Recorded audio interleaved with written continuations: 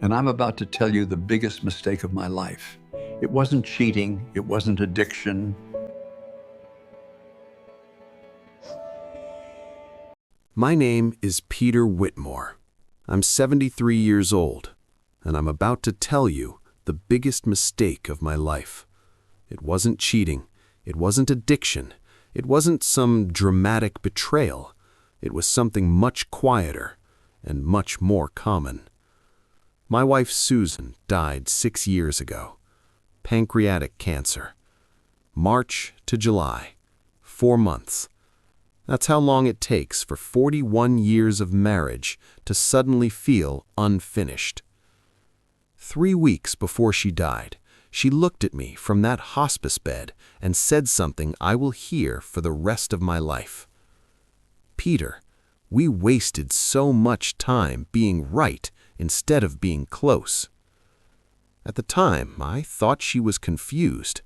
We didn't fight much. We paid our bills. We raised good kids. We stayed married.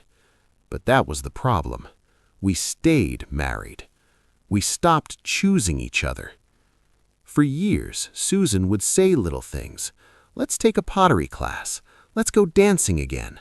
Let's travel to Scotland. And I would say, maybe later. Later. The most dangerous word in a marriage. Later means not today, not important, not urgent, not you. And eventually, later becomes never. One night in hospice, she told me about Scotland again. Her grandmother was from the Highlands. She had dreamed of walking those hills her whole life. She'd mentioned it to me at least a dozen times, and every time I had a reason. Too expensive, too busy, too impractical. She wasn't angry when she told me. That's what broke me. She said it softly. I didn't want you to take me because you felt obligated. I wanted you to want to go with me. I realized something in that moment. She didn't want a trip. She wanted enthusiasm. She wanted partnership. She wanted to feel chosen, and I had never given her that. After she died, I found her journal, and I wish I hadn't, because inside that notebook was a version of my wife I had never met.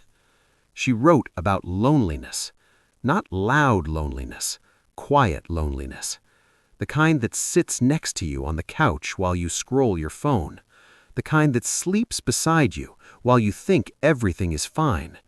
She wrote, I miss him. He's right here, but I miss him. Imagine reading that about yourself.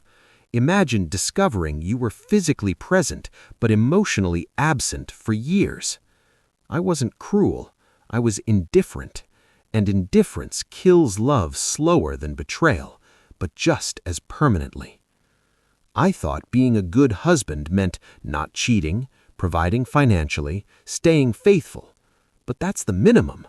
That's not love. Love is curiosity. Love is saying yes to things that don't interest you because they matter to the person you care about. Love is choosing connection even when you're tired. Love is asking questions you think you already know the answers to. I stopped being curious about my own wife, and that's when I started losing her. Here's something nobody likes to say out loud. One of you will die first, and when that happens, you don't get a redo. You don't get to take the trip. You don't get to have the conversations. You don't get to undo the 1,000 tiny not nows. You just get silence and photographs and regret.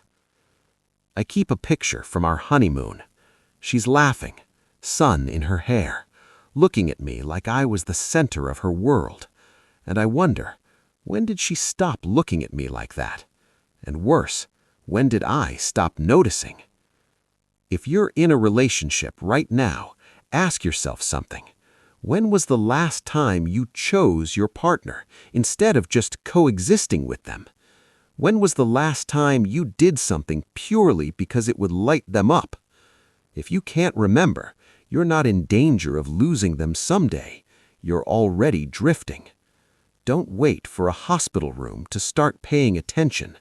Don't wait for a diagnosis to become intentional. Don't wait for a funeral to realize what you had, because later never comes. It just turns into regret. We wasted so much time being right. Don't make the same mistake. Be close while you still can.